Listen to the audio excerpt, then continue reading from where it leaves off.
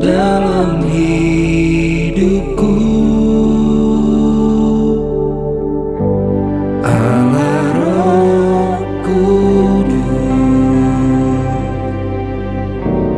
ubah hatiku, jadikanku jamalah ku rindu hadiratmu. Ku sembah Kudus, Kudus, Kuduslah Tuhan, dan ku sanjung kemuliaan, mulia bagimu Tuhan.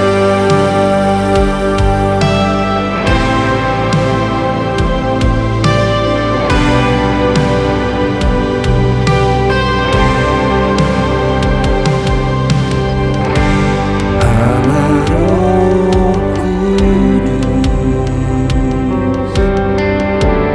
penuhi kami. Ku rindu Kau selalu dalam hidupku. Allah Roh Kudus, ubah hatiku, jadikanku jamalah ku rindu hadiratmu. Ku sembah Kudus,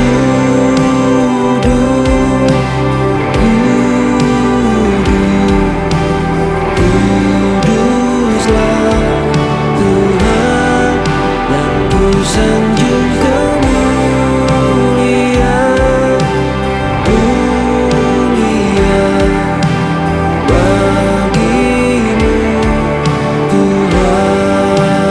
Ku sembah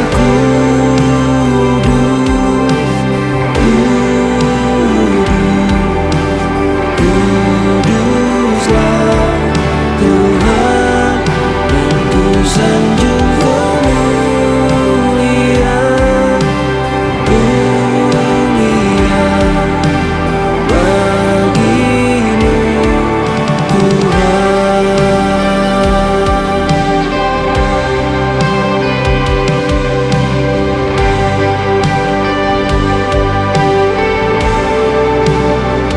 I need you more,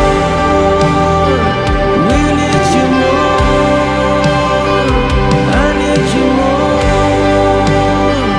we need you more. I need you more, we need you more. I need you more, we need you more. I need you more, we need you more. I need you more, we need you more. I need you more, we need you more. I need you more, we need you more. I need you more, we need you more. I need you more, we need you more.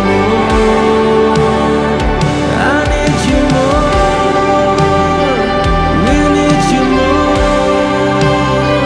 I need you more, we need you more. I need you more, we need you more. I need you more,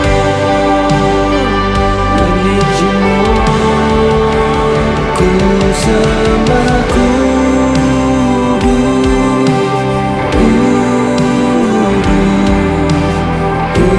Kuduslah Tuhan, dan ku sanjung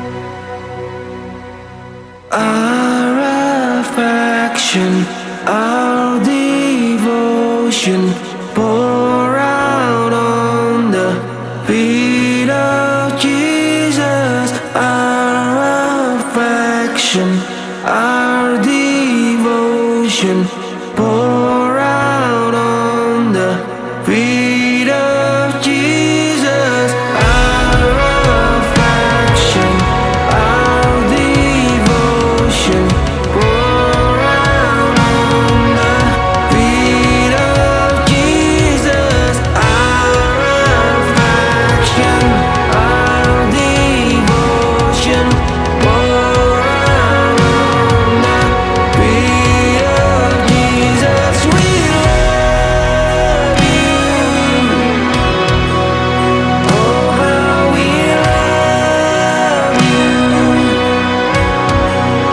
You are the one our hearts adore. Jesus, we love you. Oh, how we love you. You are the one our hearts adore. Oh, Jesus, we love you. Oh, how we love you. You are the one our hearts adore. Oh,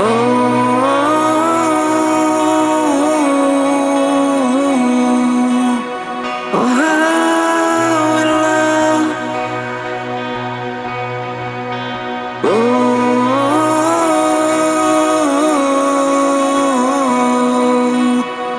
how we love you.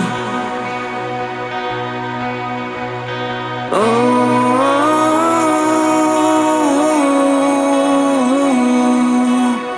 oh, how we love.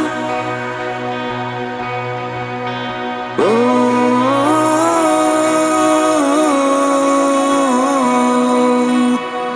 how we love you. Jesus, we love you. Oh, how we love you. You are the one our hearts adore.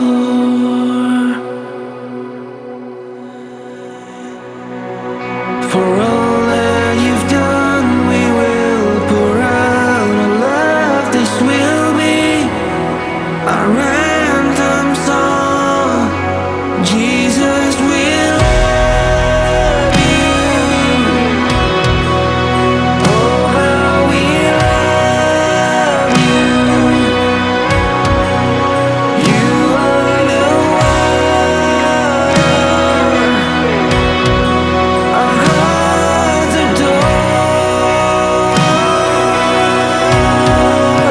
Jesus, we love you.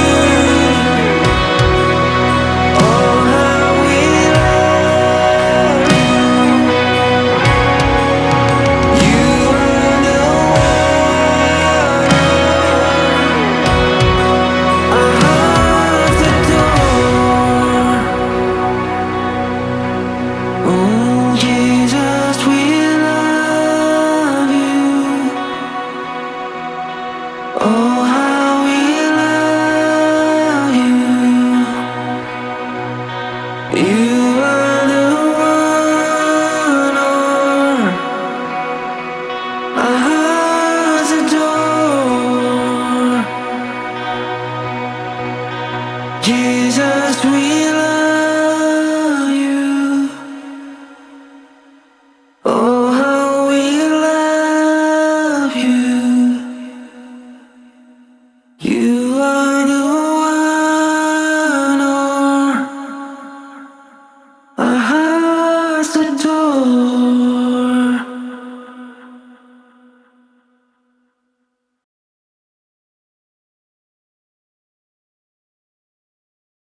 Shalom Bapak Ibu sekalian, karena panjangnya khotbah, kemarin saya khotbah sudah 60 menit lebih, 68 kalau saya nggak salah. Jadi terpaksa kita potong khotbahnya menjadi 2 bagian. Jadi khotbah ini menjadi 3 seri. Minggu lalu seri pertama, minggu kemarin seri kedua, dan minggu saat ini adalah seri yang ketiga. Semua berbicara tentang damai sejahtera, semua berbicara tentang hidup oleh roh, hidup di dalam perjanjian baru. Kehidupan perjanjian baru. Nah, kemarin kita sudah sampai di 2 Korintus 5 ayat yang ke-10. Sebab kita semua harus menghadap tahta pengadilan Kristus supaya setiap orang memperoleh apa yang patut diterimanya sesuai dengan yang dilakukannya dalam hidup ini, baik ataupun jahat. Sebelum kita lanjutkan Bapak Ibu sekalian, saya mau saudara refresh kembali semua apa yang sudah dibagikan sebelumnya. Ya, minta Tuhan, minta Roh Kudus untuk menuliskan itu dalam hatimu. Datang ke Tuhan, buka hatimu dan bilang, Tuhan, ini aku Tuhan. Ini hatiku Tuhan, tulislah. Let the word of God grow. Jangan pemberitaan firman menjadi tidak berguna. Karena dia tidak bisa bertumbuh. Karena cuma Engkau yang bisa beri pertumbuhan. Haleluya. Oleh karena itu mari kita berdoa saat ini. Bapa di surga, dalam nama Yesus, hanya Kau yang bisa memberi pertumbuhan. Hanya Kau yang bisa membuat firman itu menjadi berguna. Cuma Kau Tuhan. Kalaupun kami menerima firman, kalau tidak ada Kau, tidak ada Roh Kudus, tidak ada gunanya. Tidak ada gunanya nabi-nabi. Tidak ada gunanya hamba-hamba Tuhan. Tidak ada gunanya mereka semuanya Tuhan. Kalau Roh-Mu tidak ada. Mereka semua seperti terang. Seperti kayak lilin, cahaya, cahaya yang kecil, yang cuma sementara. Tapi tidak ada gunanya Tuhan. Terang mereka itu cuma mengacu kepada satu orang, yaitu Yesus. Kami perlu datang ke Yesus. Kami perlu datang ke Kau. Kami perlu menerima apa yang Yesus kerjakan. Yaitu rohnya yang kudus diberikan kepada kami.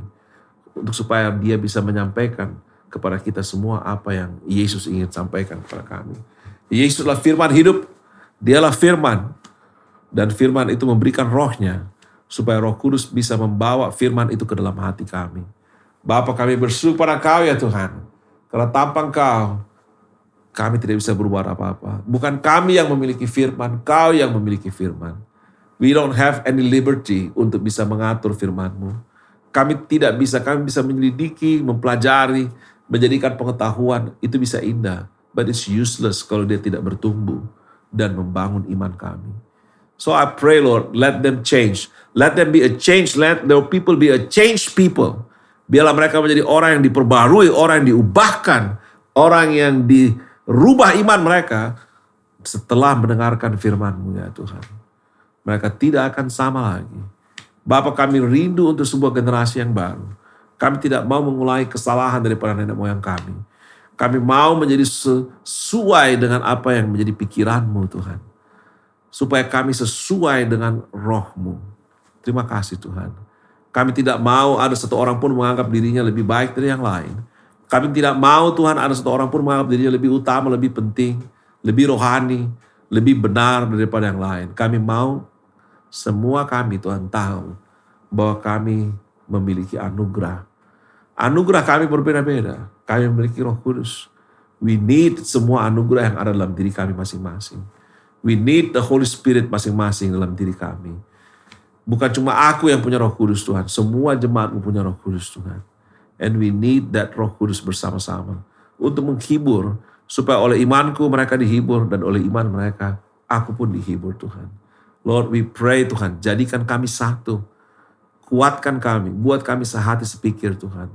Tidak ada yang bisa melakukan lebih daripada apa yang dianugerahkan Tuhan kepadanya.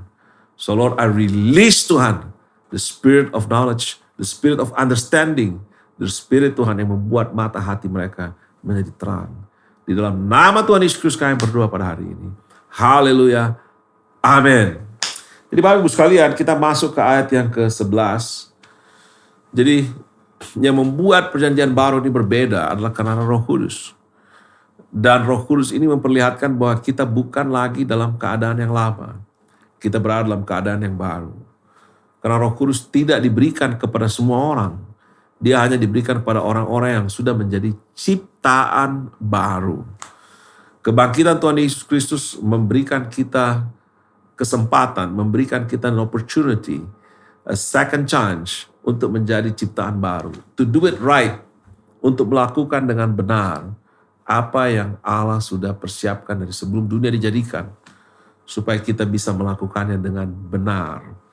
So we menjadi ciptaan baru, dan ciptaan baru ini kita melakukan dengan benar kehidupan perjanjian baru.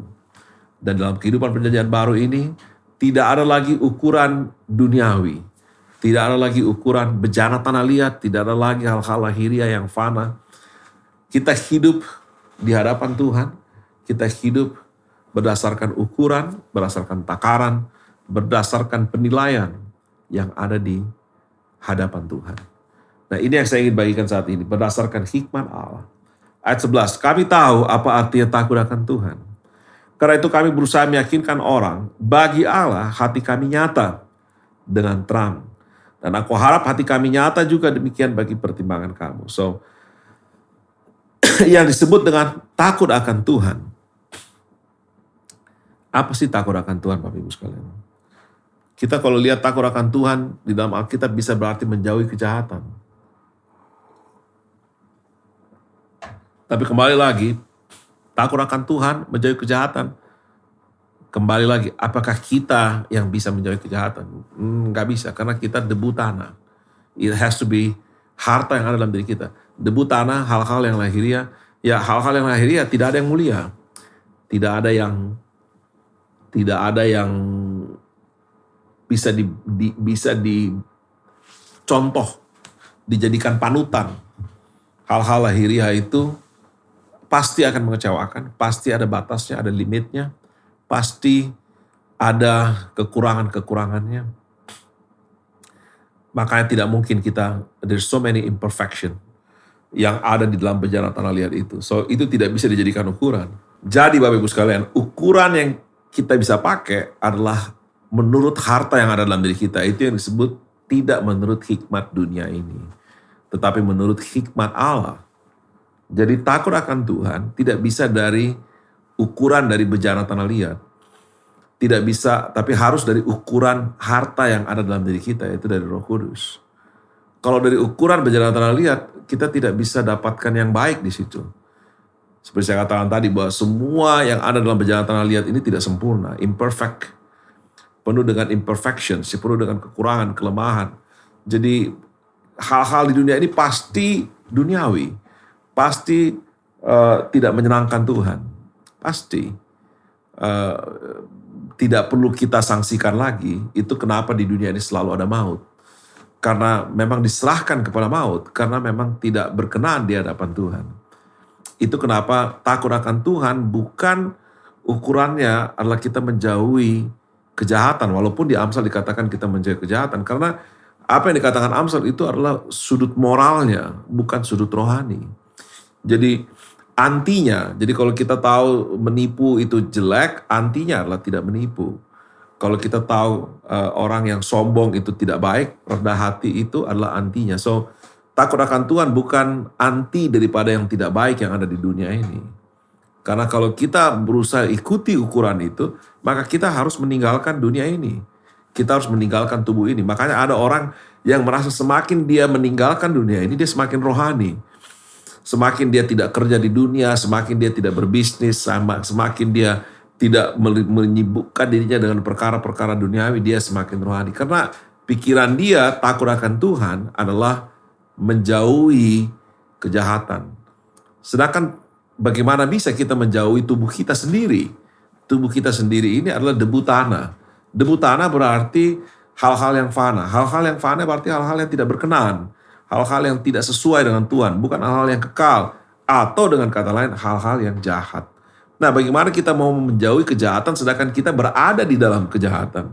Bukan berarti kita mencintai kejahatan, tapi kita masih ada di tengah-tengah yang jahat. Dan kita masih hidup dengan hal-hal yang jahat. Kita masih bergaul dengan hal-hal yang jahat di mata Tuhan. Nah, kalau kita mau meninggalkan itu, berarti kita harus meninggalkan dunia ini. Bukan itu takut akan Tuhan yang dimaksudkan Paulus. Paulus tidak berbicara takut akan Tuhan tentang moral, tapi berbicara menurut hikmat dunia. Makanya di sini dikatakan, aku tahu, kami tahu apa artinya takut akan Tuhan. Karena itu kami berusaha meyakinkan orang bagi Allah hati kami nyata dengan terang. So, maksudnya apa? Kalau takut akan Tuhan itu berarti secara rohani, it means kita tidak ada satupun hidup kita yang kita sembunyikan dari Tuhan. Kita hidup dengan hati yang tulus, kita hidup dengan kemurnian, kita hidup dengan tidak ada agenda, tidak ada maksud dan tujuan. Tidak ada agenda. Saya tidak ada, oh saya ingin jadi orang berhasil, saya ingin menjadi orang yang yang menang, yang ya betul, semua itu adalah kehendak Tuhan. Tapi itu is not my agenda. That is God's agenda. Itu Tuhan yang mau. Tuhan yang menjanjikan itu. Ya. Tapi bukan saya yang mengejar itu. Tuhan yang akan lakukan itu. Saya mengikuti apa yang Tuhan mau. Saya comply dengan apa yang Tuhan kehendaki. Saya mengikuti, saya korespon, saya bekerja sama dengan apa yang Tuhan mau itu. So, bukan saya pribadi memiliki ingin menjadi seperti itu. Kita tidak punya agenda, kita tidak punya keinginan, kita tidak punya maksud, tujuan, nggak ada. Kecuali kita mau dekat sama Tuhan, kecuali kita mau bergantung dengan Tuhan, kecuali kita mau hidup dengan Tuhan, kecuali kita ingin menjadi miliknya. Seperti kayak bagaimana dia menjadi milik kita, kita mau kita menjadi miliknya dia. Sebagaimana kita ditulis di tangannya, kita mau dia ditulis dalam hidup kita. Kita mau namanya dilekatkan kepada kita. Kita mau bukan cuma dia mengambil kita menjadi miliknya, tapi dia menjadi milik kita juga. That's all my agenda. It's how to love Jesus, how to love Him more, how to have Him, how to be everything untuk dia. Itu aja agendanya. Maka dia bilang, kami tahu apa takut akan Tuhan. Bagi Allah hati kami nyata dengan terang. So there's nothing hidden. Everything is transparent. Semuanya terbuka di hadapan Tuhan. Jadi kita tidak punya maksud-maksud yang tidak murni. Kita tidak punya tujuan-tujuan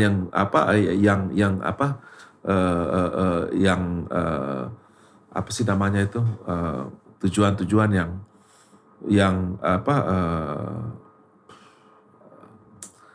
hal-hal seperti kayak rencana-rencana yang menguntungkan kita, yang ya tidak ada nafsu-nafsu jahat dalam diri kita, tidak ada keinginan untuk mengambil keuntungan dari seorang, nggak ada. Ya, itu kenapa kita semua di hadapan Tuhan, kita belajar untuk semuanya menjadi terang. Semuanya terbuka. Ya, kita tidak, makanya Paulus bilang kami tidak memasukkan firman Allah untuk mencari keuntungan. So, kenapa? Karena kami belajar hidup dengan terang. Kami hidup, hati kami terang di hadapan Allah. Nah, karena hati kami jelas, kita tidak ada kepalsuan, tidak ada kemunafikan, yang ada kemurnian dan ketulusan. Apa yang terjadi sudah itu, bagi Allah hati kami nyata dengan terang, dan aku harap hati kami yang demikian terang di hadapan Tuhan juga menjadi nyata, kami menjadi nyata juga demikian bagi pertimbangan kamu. So, if I have takut akan Tuhan, satu relationship based dalam ketulusan di hadapan Tuhan, with no agenda, dengan kemurnian, saya berharap itu menjadi kelihatan sama saudara-saudara. Itu kelihatan dengan orang lain. Saya berharap, dia bilang apa? Aku harap hati kami nyata juga demikian. Jadi kalau kita tulus, kita murni dengan Tuhan, maka otomatis hubungan kita dengan satu sama lain pun akan menjadi tulus, akan menjadi murni. So kita nggak berusaha membela diri kita depan orang. We're not trying to act seakan-akan kita itu begini. You don't have to be someone else demi orang-orang itu. Kita di situ menjadi orang-orang yang apa adanya. Coba kita lihat ke 2 Korintus 1, itu kenapa di ayat 12 dikatakan begini. Inilah yang kami megahkan. Paulus bilang, kami bermegah karena ini. Ini yang kami banggakan. Bahwa suara hati kami, ya 2 Korintus 1 ayat 12, bahwa suara hati kami memberi kesaksian kepada kami, bahwa hidup kami di dunia ini, hidup kami dengan engkau, dengan di dunia ini, khususnya dalam hubungan kami dengan kamu, dikuasai oleh ketulusan dan kemurnian dari Allah. Bukan oleh hikmat duniawi, tapi oleh kekuatan kasih karunia Allah. Lihat, bukan menurut hikmat dunia, bukan menurut bejana tanah liat, bukan menurut moral, tetapi menurut hikmatnya Allah yang berasal dari kekuatan kasih karunia Allah. Dikuasai oleh ketulusan dan kemurnian dari Allah, bukan oleh hikmat duniawi, tapi oleh kekuatan kasih karunia Allah. Jadi, itu hubungan kita di dalam jemaat, Bapak Ibu sekalian. Bukan masalah moral, tapi masalah ketulusan, masalah kemurnian. Semakin kita murni di hadapan Tuhan, semakin kita murni dengan saudara-saudara kita. The reason why you believe me is because God believe me. The reason you can trust me is because God trust me. Seperti itu standarnya kita, Bapak Ibu sekalian. Kalau Tuhan tidak bisa percaya engkau, maka saya pun tidak layak untuk mempercayai engkau. Kalau saya tidak bisa dipercaya Tuhan, maka saya pun tidak layak engkau percayai. Itulah hubungan yang dikuasai oleh hikmat Allah. Dia bilang, itu takut akan Tuhan, Bapak Ibu sekalian. Saya mengerti apa namanya takut akan Tuhan. Oleh karena itu kita hidup berusaha dengan hati yang terang di hadapan Allah.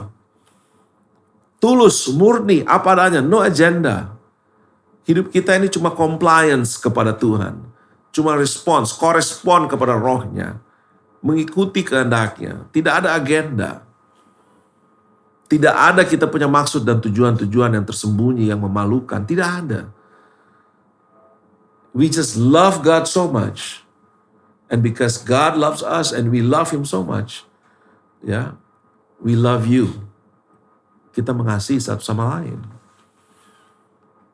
Itu yang dikatakan situ. Bukan dengan hikmat duniawi, tapi oleh kekuatan kasih karunia Allah. Hikmat duniawi ya itulah moral.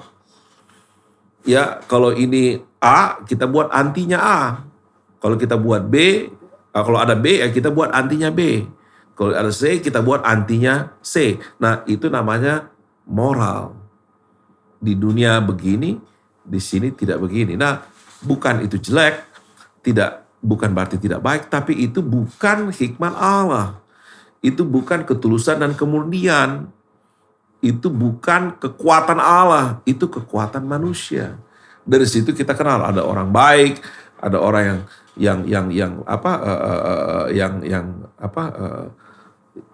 orang yang jujur, orang yang baik, orang yang tulus. Kita mulai memiliki karakter-karakter orang yang kita sebut tulus, baik, murni. Tapi sebenarnya yang disebut itu moralnya. Bukan bagaimana dia hidup di hadapan Tuhan. Nah, kalau kita hidup di hadapan Tuhan, kita murni. Nah, apa yang terjadi? Ini yang Paulus berusaha katakan. Mari kita lihat terus ke 2 Korintus 5 ayat 12.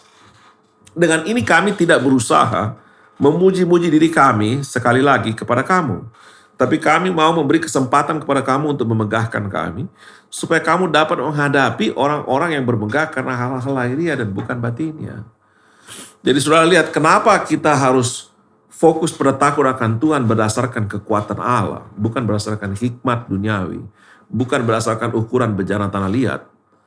Jangan pakai itu. Kenapa? Karena di dunia ini kita masih bejana tanah liat, kita masih pakai tubuh ini. Tubuh ini tidak ada yang bisa melakukan yang baik di hadapan Tuhan. Tubuh ini bejana tanah liat, tidak ada hal-hal yang mulia di dalamnya, tidak ada hal-hal yang berkenan di hadapan Tuhan. Yang ada cuma hal-hal yang fana, yang sementara. Makanya manusia mempeributkan hal-hal yang sementara, hal-hal yang fana, hal-hal yang tidak ada gunanya. Dia khawatir akan hal-hal yang tidak berguna, yang fana, yang lahiriah. Dia semua berubah-berubah, tidak ada yang pasti. Semuanya tidak tetap, semuanya tidak sempurna, semuanya penuh kekurangan. Nah, you cannot menjauhi hal-hal itu because you are in it. Nah, kalau saudara menjauhi semua kejahatan di dunia ini, itu namanya moral, bukan takut akan Tuhan. Moral disebut takut akan Tuhan oleh Amsal, tapi itu sebenarnya moral yang baik. Tetapi yang kita bicarakan sini bukan moral, kita bicarakan sini tentang ketulusan, kemurnian, hikmat Allah. Hidup berdasarkan ukuran dari bejana tanah, dari harta yang ada dalam bejana tanah liat, yaitu Roh Kudus. Dan kalau kita bicara Roh Kudus, kita bicara hal-hal yang tidak ada ukurannya, yang sempurna, yang kekal, yang berasal dari atas. Nah, dia cuma memerlukan koresponnya kita. Semakin kita bersih, semakin kita tidak ada agenda, semakin mudah dia untuk kita untuk korespon ke dia. Semakin mudah kita untuk comply, mengikuti, mentaati dia, mengalir bersama dia, dipimpin oleh dia, digerakkan oleh dia. Nah, itulah hikmat takut akan Tuhan. Nah, itulah yang disebut dengan rohani. Jadi Paulus mengatakan, saya mengatakan ini supaya kau ngerti bahwa kau bisa bermegah pada hal rohani, bukan bermegah pada hal lahiriah. Jadi kau tahu orang-orang yang melayani dengan bermegah secara hal lahiriah, jangan kau bisa hadapi orang-orang seperti itu. Jadi nggak ada hal-hal lahiriah yang kita bisa jadikan sebagai patokan. Ada orang yang punya patokan, khotbahnya dia hebat, khotbahnya berapi-api, khotbahnya penuh inspirasi. Wah, khotbahnya begitu luar biasa, memberikan pencerahan. Nggak ada gunanya, Bapak Ibu sekalian. Itu tidak bisa kita megahkan. Ya, yang kita megahkan bahwa khotbah itu Roh Kudus bekerja dan menulis di hatinya orang. Nggak ada dalam diri kita. Tidak ada karena kita punya kemampuan, kepintaran di dalam menyampaikan itu. Karena kita tidak berbicara pada pikirannya orang, kita berbicara pada hatinya orang. Orang itu bukan jadi radikal, bukan jadi fanatik, bukan jadi ekstrim, tapi orang itu menjadi penuh dengan kemurnian, ketulusan, penuh dengan kekuatan kasih karunia Allah. Jadi orang-orang seperti itu adalah orang-orang yang kalau engkau ketemu, engkau tidak akan merasa terancam, terintimidasi, tidak akan merasa ditekan, dihakimi, dinilai. Tidak ada. It's very, very loving, very menerima, very yang ada cuma membangun, mengangkat, menghargai, menghibur. Yang ada cuma itu suatu kita ketemu. Karena tidak ada hikmat duniawi di situ, tidak ada tekanan-tekanan yang lahiriah. Yang ada cuma orang-orang yang bermegah atas hal-hal batinnya. Supaya kamu boleh bermegah, menghadapi orang-orang yang bermegah karena hal-hal lahiriah dan bukan batinnya. Saya bagikan sedikit soal masalah hal-hal lahiriah dan batinnya ini dari Filipi 2.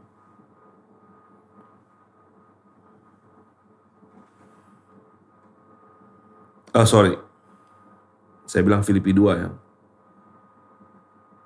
Filipi 3 maksud saya. Filipi 3 ayat 1. Akhirnya saudara-saudaraku bersukacita dalam Tuhan. Akhirnya saudara-saudaraku bersukacitalah dalam Tuhan. Menuliskan hal ini lagi kepadamu tidaklah berat bagiku dan memberi kepastian kepadamu. Jadi itu sudah pasti bukan berbicara kepada intelek, pengertian, pengetahuanmu. Jadi setiap kali kita baca sesuatu dengan kita punya pikiran, sesuatu yang sama itu basi. Saudara tidak baca surat kabar 2 kali kan? Saudara tidak dengarkan berita itu 2 kali. Saudara tidak dengarkan berita jam 9, saudara ulang lagi jam 12, jam 1, jam 3, jam besok pagi saudara ulangi lagi berita jam 9. Tidak, sudah basi. Engkau akan cari terus berita yang baru. Why? Makanya tidak ada, kalau pengetahuan atau pengertian atau kita punya kemampuan nalar, observasi, tidak suka dengan mengulang.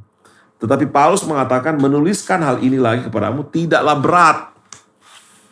Berarti Paulus tidak bicara kepada pikiran mereka, Paulus bicara kepada hati mereka. Ya, kenapa? Karena sesuatu yang diulang itu tidak masuk, tidak disukai oleh pikiran kita. Tetapi kita penuh dengan pengulangan. Kenapa? Karena dia berbicara ke hati kita. Menuliskan hal ini lagi kepadamu tidaklah berat bagiku dan memberi kepastian. So every time kita mengulang, kita dapatkan kepastian. Kenapa? Karena Roh Kudus itu bekerja kayak angin, saudara tahu. Kalau saudara main layangan, saudara tunggu angin, cari angin.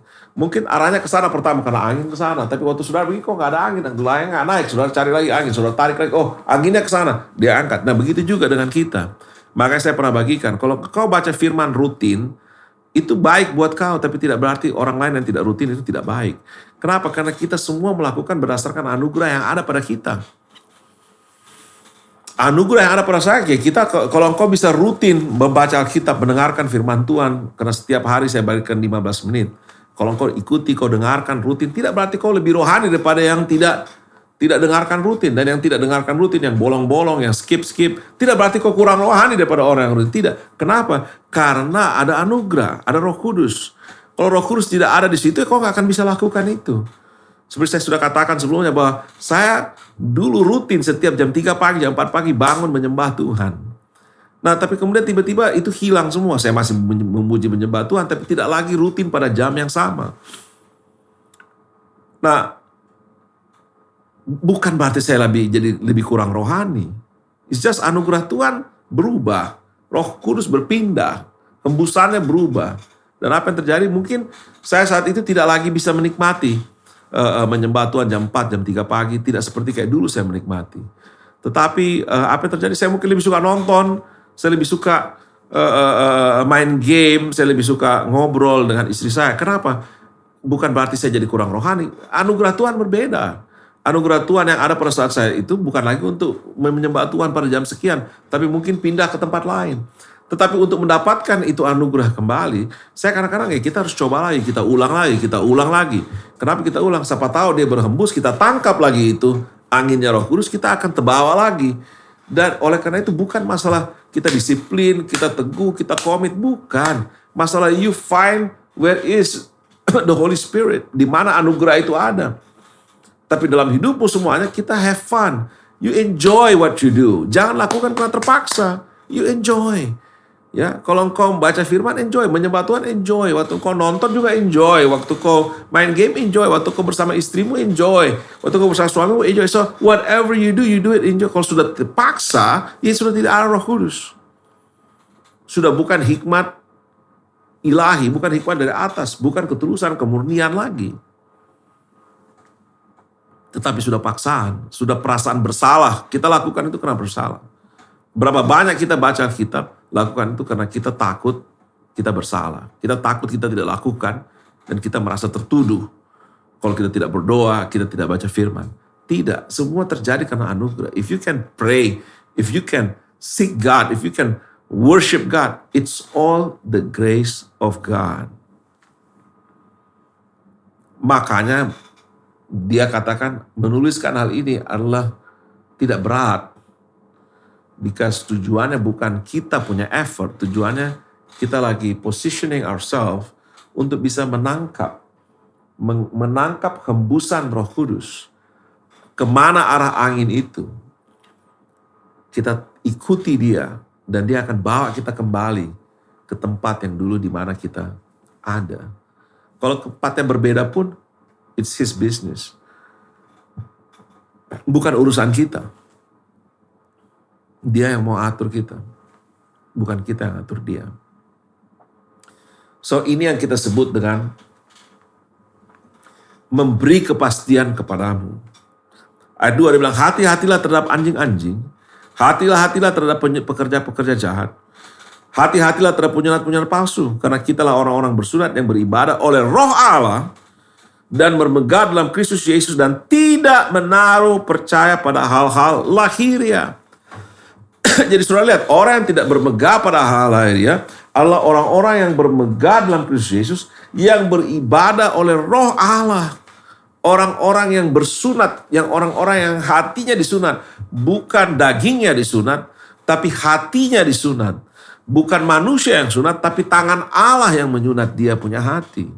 Sunat yang sesungguhnya adalah sunat hati, bukan sunat di tubuhmu, bukan di dagingmu. Itu cuma simbol dari sunat yang sesungguhnya. Sunat yang sesungguhnya adalah membuang hatimu yang keras, hatimu yang tidak tulus, hatimu yang penuh dengan agenda, penuh dengan tujuan dan maksud-maksud yang tidak murni, maksud-maksud kepentingan-kepentingan. Itu yang dibuang supaya bejana tanah liat itu tidak menjadi ukuran. Yang menjadi ukuran adalah harta yang ada dalam diri kita. Karena itulah takut akan Tuhan. Itulah kemegahan yang benar. Jadi hati-hati dengan penyunat-penyunat palsu. Hati-hati dengan pekerja-pekerja yang jahat. Serigala-serigala, anjing-anjing. Sudah tahu yang disebut anjing. Itu orang-orang yang cuma mengais keuntungan dari agama, dari khotbah-khotbah, dari menyampaikan pengajaran. Sorry, saya tidak menuduh siapa-siapa di sini. But the Bible says clearly, hati-hati terhadap orang-orang yang mengajar firman Tuhan. Karena tidak semuanya adalah pekerja yang benar. Tidak semuanya adalah pekerja yang, ada pekerja yang jahat. Ada yang penyunat-penyunat yang palsu. Ada yang seperti anjing-anjing. Saya tidak tahu, tapi Paulus yang bicara itu Paulus, bukan saya. So I think he was so strong on that issue. Jadi Bapak Ibu sekalian, tidak semua orang yang memberitakan firman, termasuk saya Bapak Ibu sekalian, itu bisa benar di hadapan Tuhan. Itu bisa orang yang diutus Tuhan. Orang yang diutus Tuhan, saudara harus pastikan, saya katakan tadi, kami mengerti apa takut akan Tuhan. Oleh karena itu, hati kami terang di hadapan Allah. It means God trusts him or her. Jadi kalau Tuhan percaya dia, berarti engkau bisa percaya dia. Itu kemegahan yang benar. Itu sunat yang benar. Ya, kalau ada orang yang memberitakan firman dengan keadaan seperti itu, itulah yang namanya penyunat yang benar. Itulah namanya pekerja-pekerja kebenaran.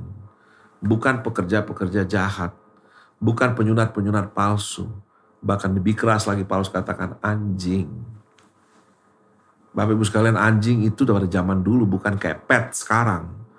Yang dipiara, yang dimandiin, dipeluk, dijabukan. Dulu anjing itu Bapak Ibu sekalian, mereka itu seperti kayak pencari scavenger. Mereka scavenger? Mereka makan sisa-sisa. Mereka mengais-ngais untuk mencari makanan mereka, sisa-sisa makanan. So itu seperti itulah Paulus menganggap orang-orang yang bermegah kepada hal-hal lahiriah. Yang tidak beribadah menurut roh Allah. Yang tidak mengerti takut akan Tuhan. Jadi takut akan Tuhan Bapak Ibu sekalian bukan berarti semua perfect. Perfect family, perfect kids, perfect ini. Bukan.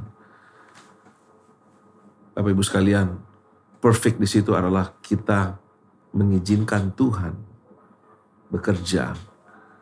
Kalau Tuhan bekerja, Bapak Ibu sekalian, kalau roh Allah ada, God trusts you, and then the Spirit of God works on your behalf. Pasti anak-anakmu berhasil. Pasti anak-anakmu diberkati. Maybe ada imperfection. Mungkin mereka kurang di sini, kurang di sana, kurang di sini. Tidak, no problem. Tidak ada masalah dengan bejaran tanah liat. Bejaran tanah liat pasti imperfect. Pasti tidak sempurna. Pasti banyak kekurangan, kelemahan. Tapi bukan itu ukurannya bahwa itu adalah rohani atau tidak. Karena kita tidak bermegah pada hal-hal lahiriah. Karena kitalah orang-orang yang bersunat, yang beribadah oleh roh Allah. You see, kalau tidak ada roh Allah, percuma. Kita menjadi orang-orang yang beribadah menurut hal-hal lahiriah. Kita menjadi orang yang bermegah akan hal-hal lahiriah. Kelihatannya rohani, ada ayatnya, ada firmannya, tapi tidak ada roh Allah. Tidak menaruh percaya pada hal lahiriah. Sekalipun aku juga ada alasan untuk menaruh percaya pada hal lahiriah. Jika ada orang lain menyangka dapat menaruh percaya pada hal lahiriah, aku lebih lagi. Disunat pada hari ke-8 dari bangsa Israel, dari suku Benyamin, orang Ibrani asli, tentang pendirian. Terhadap hukum Taurat, aku orang Farisi. Tentang kegiatan, aku penganiaya jemaat. Tentang kebenaran dalam mengetaati hukum Taurat, aku tidak bercacat. Tetapi, apa yang dahulu merupakan keuntungan bagiku, sekarang kau anggap rugi karena Kristus. Malah segala sesuatu kau anggap rugi karena pengenalan akan Kristus Yesus. Tuhanku lebih mulia daripada semuanya itu.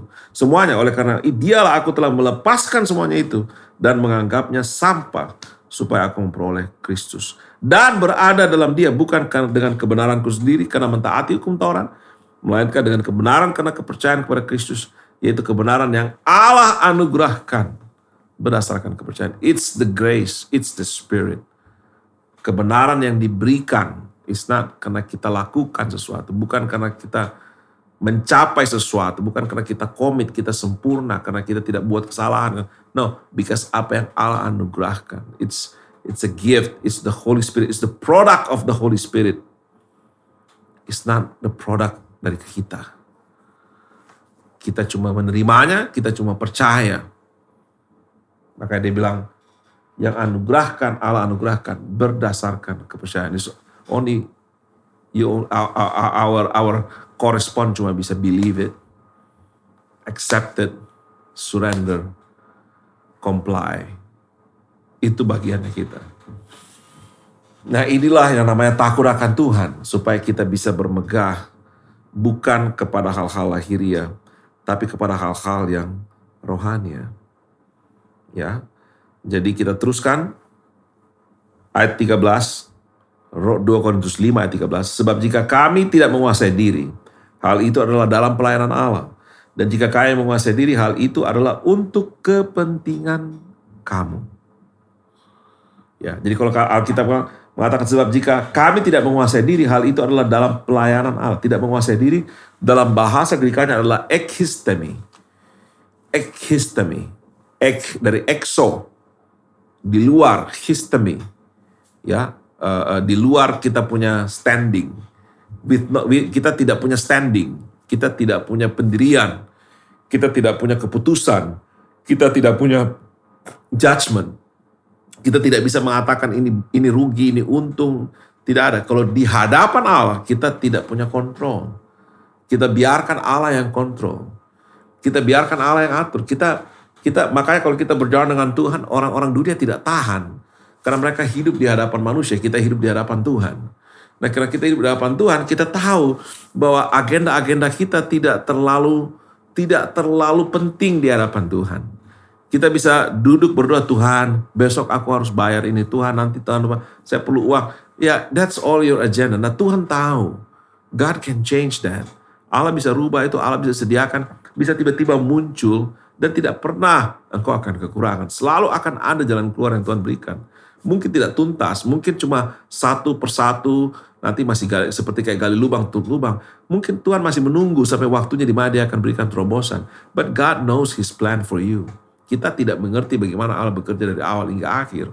And that is eternity. Eternity begitu. Kita tidak akan mampu mengerti bagaimana dia bekerja dari awal hingga akhir. But He has the perfect plan for you.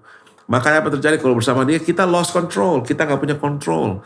Kita seperti kayak ngambang, kita seperti kayak mengalir. Kita mau bikin apa? Karena kalau yang beruntung pun belum tentu untung, yang rugi pun belum tentu rugi. Makanya agenda kita bisa berubah-berubah karena Tuhan bisa membuat apa yang tidak ada menjadi ada. So di hadapan situ kita exohistemi. It means kita tidak punya pendirian. Kita remove dari kita punya standing. Kita tidak menguasai diri. Dengan Tuhan kayak begitu. Saya sudah kesaksian minggu lalu. Bagaimana apa yang orang anggap untung belum tentu di hadapan Tuhan itu baik. Belum tentu itu berkenan. Kalau kita melakukan yang berkenan, belum tentu itu menguntungkan kita. Kita melakukan yang tepat di hadapan Tuhan, mungkin itu merugikan. Mungkin itu yang disebut pengorbanan. Mungkin itu yang disebut dengan harga yang harus dibayar. Tapi who cares masalah harga pengorbanan. As long as itu sesuatu yang berkenan di hadapan Tuhan, kita lakukan. Karena kita comply, kita tidak punya standing. Itu kenapa kayak orang berjalan dalam roh, seperti kayak flip-flop, seperti kayak ngambang, tidak berubah-berubah. Ya kayak itu, karena Roh Kudus kayak angin, kemana dia mengalir, kita ikutin dia ke sana. Tetapi, siapakah yang bisa lakukan itu? Itu Tuhan sendiri yang bisa lakukan. Nah, tapi di hadapan manusia dia bilang, ya, dan jika kalian menguasai diri, hal itu adalah untuk kepentingan kamu. Minggu lalu saya sudah bagikan sedikit tentang sopreneo. Kata menguasai di situ adalah sopreneo. Dari kata neo sofre. Sofrem dengan neo itu dari nous. Nous itu adalah pikiran. Sofrem itu dari kata soosfrem. Frem dari diafragma, dari frem. Jadi kalau saudara punya diafragma, itu tempat saudara menyanyi. Ya, kalau saudara keluarkan, saudara punya nafas, itu dari diafragma. Nah, soos itu berarti kita mengatur, kita safe, kita in control, kita balance. Jadi kita regulate itu nafas, sehingga dia bisa keluar keras, lembut, kencang, cepat, tinggi, rendah. Kita bisa keluarkan itu dari diafragma kita menjadi lagu yang indah. So that is sofreneo. Sesuatu yang keluar dari diri kita kontrol kepikiran kita sehingga bisa menguntungkan sehingga bisa dimengerti dan bisa diterima oleh orang. Maka kalau saudara dengan orang untuk kepentingan kamu, kami menguasai diri. Kalau engkau berhadapan orang dunia, kau gak bisa seperti berhadapan dengan Allah. Karena dengan Allah kita berhadapan, kita hidup di hadapan Dia, kita punya cara tersendiri karena kita tahu He is in control.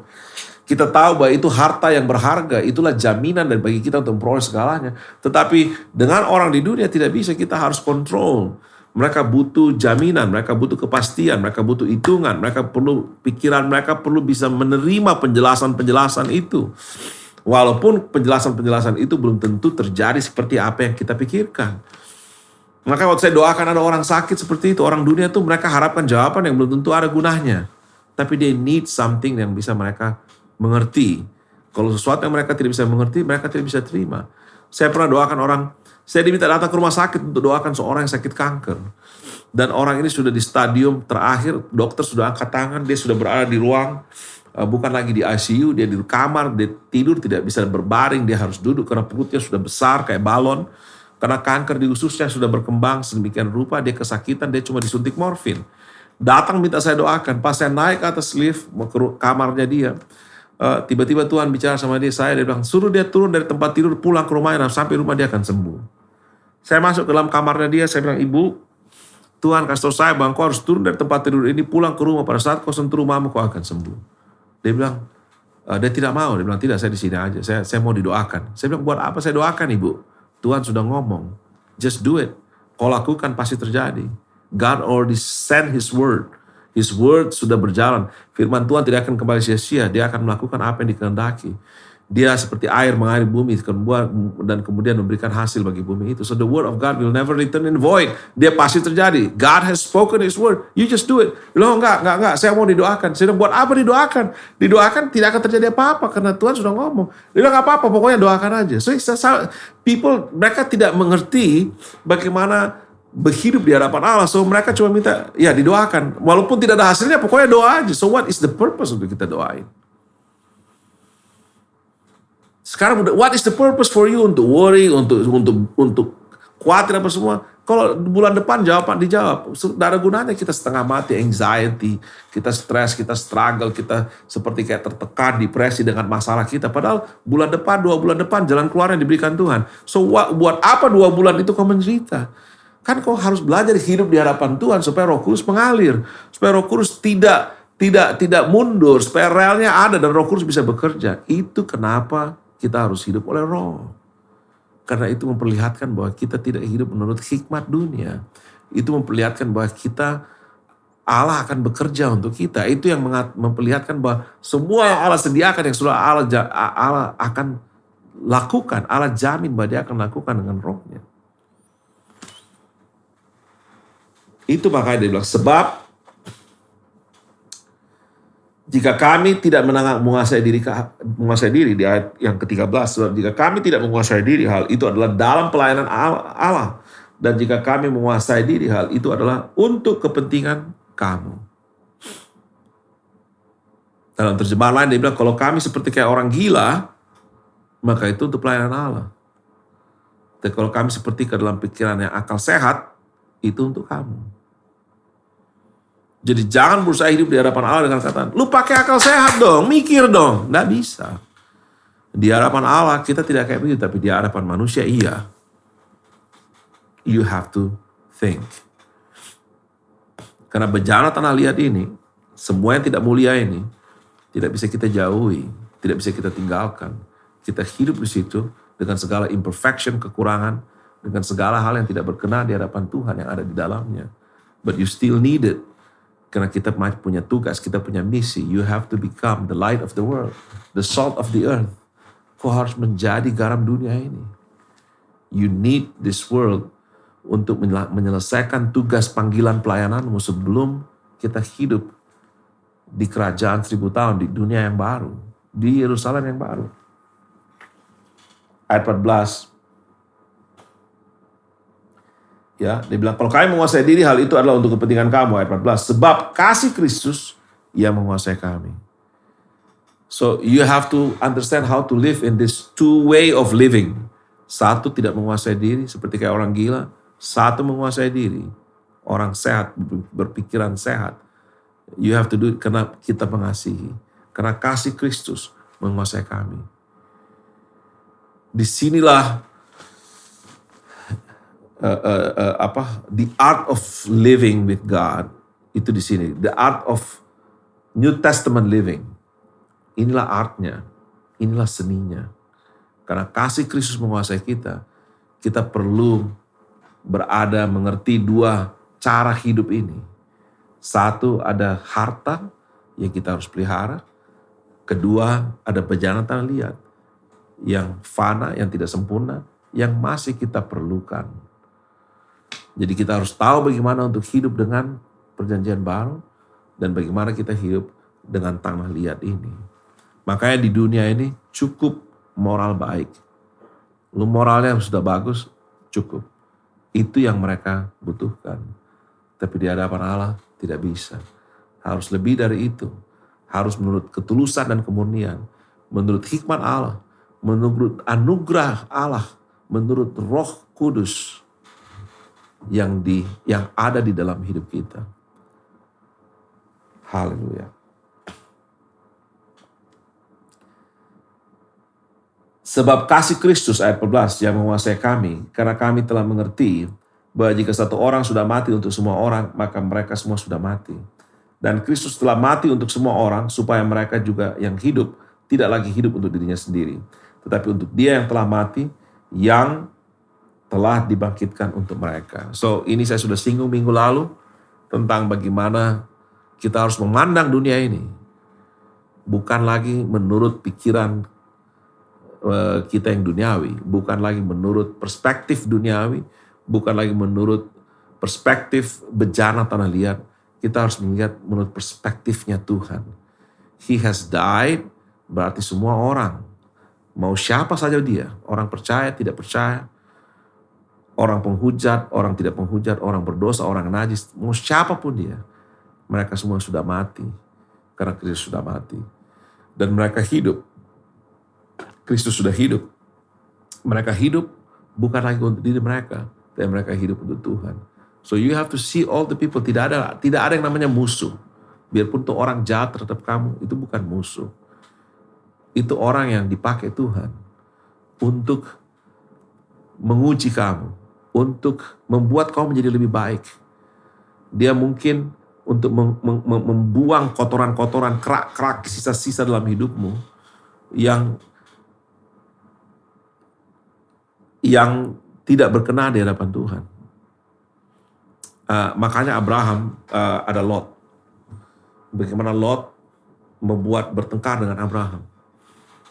Ya, so ada orang-orang yang bertengkar dengan kita. Ada orang-orang yang mungkin tidak setuju dengan kita. Ada orang-orang yang mungkin bertentangan, yang disebut antagonis. Kamu A, dia pasti B. Kamu C, dia pasti D. Dia selalu berlawanan dengan engkau. Orang seperti itu disebut antagonis atau protagonis. Nah, orang-orang seperti itu jangan kau anggap musuh. Tidak ada musuh, Bapak Ibu sekalian. Orang-orang yang mempersulit engkau, itu bukan musuh. Tidak ada satu orang pun yang perlu kita benci, yang kita tidak sukai. Tidak perlu. Kita tahu bahwa semuanya sudah hidup, semuanya sudah mati, dan semuanya hidup untuk Kristus. Tidak, dia bekerja untuk Tuhan. Mungkin itu bukan hal-hal yang mulia, tetapi dia bekerja untuk Tuhan, untuk kepentingan kamu, untuk kepentingan kita. Maka setelah Abraham berpisah dari Lot, berkat Tuhan turun. Every time waktu kau telah melewati orang-orang yang tidak baik ini, bagaimana mereka menyiksa, menekan kau, menindas, mengambil, mengisap, menipu, dia menipu kau, mengambil. Tidak apa-apa. Kenapa? Karena kita jadi lebih baik. Dan waktu kita bisa menang, berkat Tuhan turun. Tuhan gantikan lebih besar lagi. Why? Because Roh Kudus adalah jaminan dari semua yang Tuhan sudah sediakan. Keajaibanmu, mujizatmu, terobosanmu ada di situ semua, Bapak Ibu sekalian. Haleluya. Itu kenapa Paulus katakan, sebab itu ayat 16, kami tidak lagi menilai seorang juga pun menurut ukuran manusia. Dan jika kami pernah menilai Kristus menurut ukuran manusia, sekarang kami tidak lagi menilainya demikian. Jadi jangan nilai lagi orang-orang itu menurut ukuran manusia.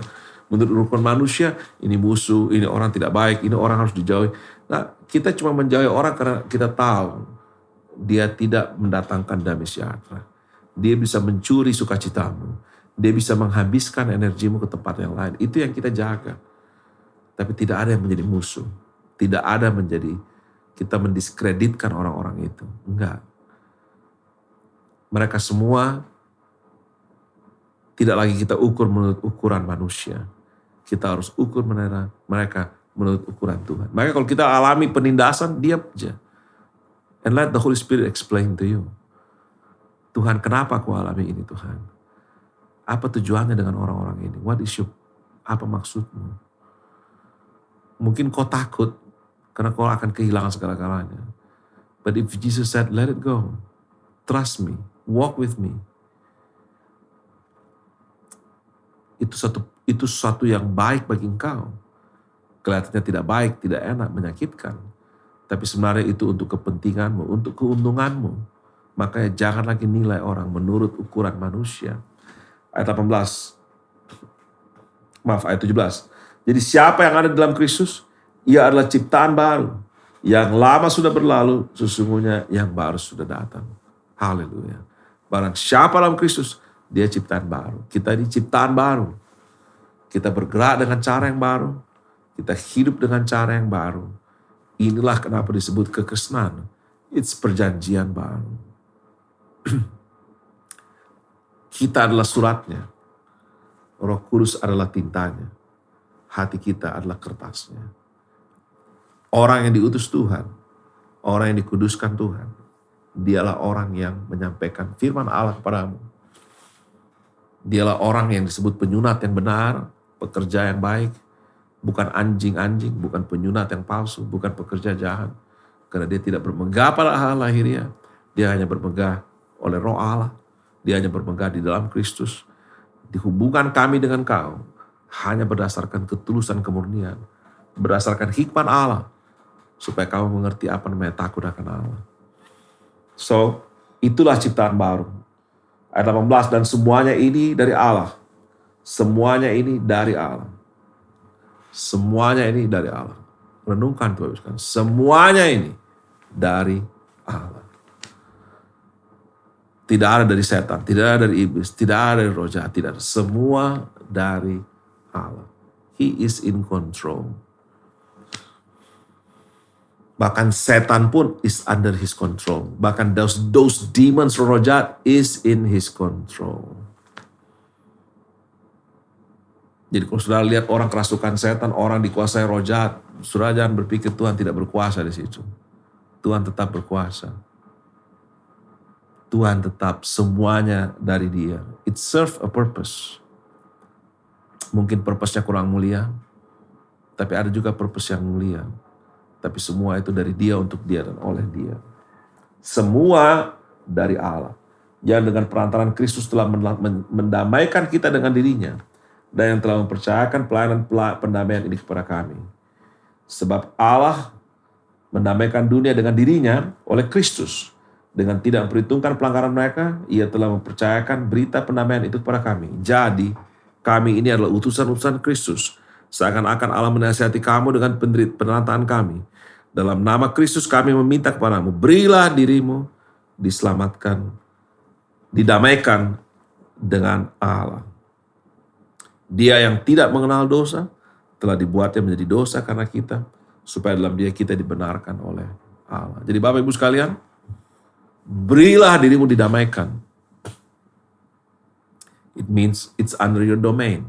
Comply, ikuti. Kalau bisa sedapat mungkin bergantung padamu, hiduplah dengan damai. Allah yang mendamaikan dirinya, bukan kita yang berdamai dengan Dia. Dia yang berdamai dengan kita. Kita comply. Allah yang membuat kau percaya. Allah yang memberikan iman. Kita comply. Allah yang memberikan anugerah. Allah yang memberikan kekuatan. Kita comply. Allah yang membuka jalan. Kita comply. Allah yang meluruskan kita. Yang membuka pintu-pintu baru. Kita comply. In this life, tidak ada yang berat. Bebanku itu ringan. Kuku itu ringan. Bebanku itu ringan. Kuku itu enak. Bebanku itu ringan. Pikulah kuk yang daripada aku. Belajarlah pada aku sebab aku lemah lembut. Dan jiwamu akan mendapat ketenangan. So, Ini dia ketenangan yang sesungguhnya. Inilah dia Bapak Ibu sekalian. Supaya dia yang in control. Dialah yang mengatur. Kemarilah yang berletih lusuh dan berat, aku akan berikan kelegaan. Hidup dengan Tuhan adalah hidup di dalam kelegaan. Bukan hidup dalam himpitan. Maaf, bukan maksud saya himpitan. Kita selalu terhimpit, kita akan lewati karena bencana tanah liat ini. Tetapi walaupun kita lewati semua yang berat itu, kita tetap tenang. Amin Bapak Ibu sekalian. Tuhan berkati. Mari kita berdoa Bapak Ibu sekalian. Bapa di surga, aku berdoa setelah 3 seri tentang bagaimana hidup dalam perjanjian baru. Perbedaan perjanjian baru, perjanjian lama. Hidup dalam roh. Berada dalam damai sejahtera. Lord, aku berdoa supaya ini ditulis di hati mereka.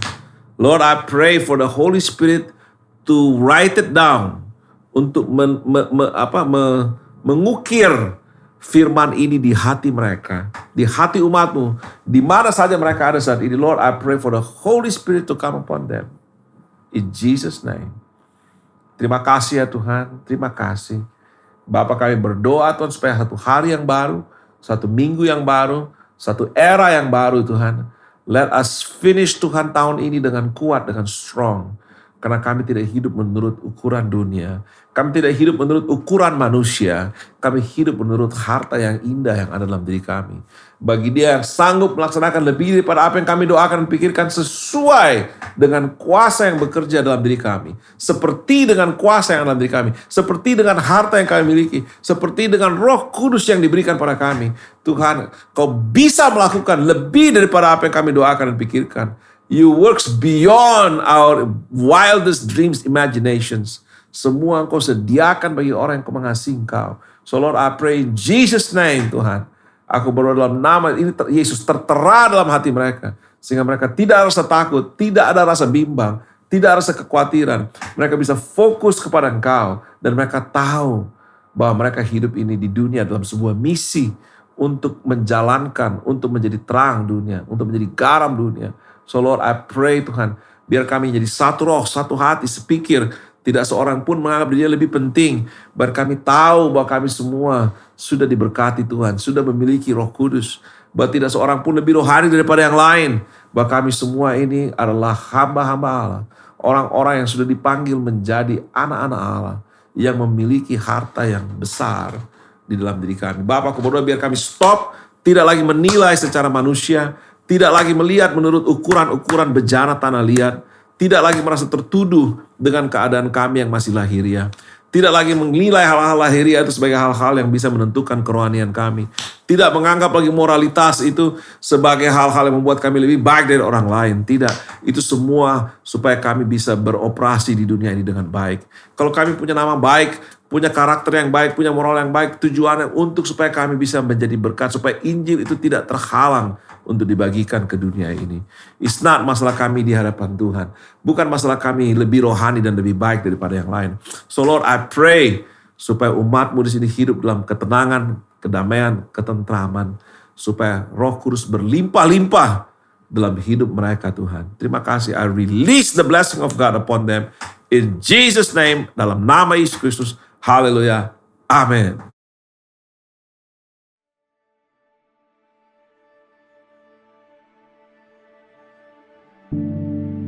Bapak Ibu sekalian, terlibat, aktif, mari kita memberi.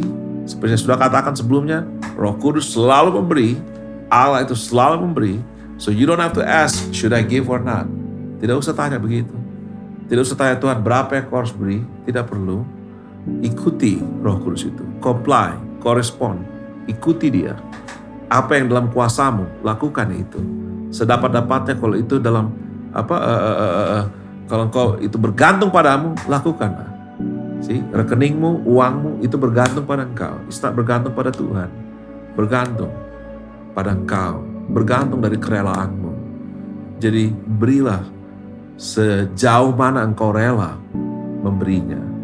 Berilah dengan sukacita. Berilah karena engkau bersukacita. Do anything that you do. Enjoy. Have fun.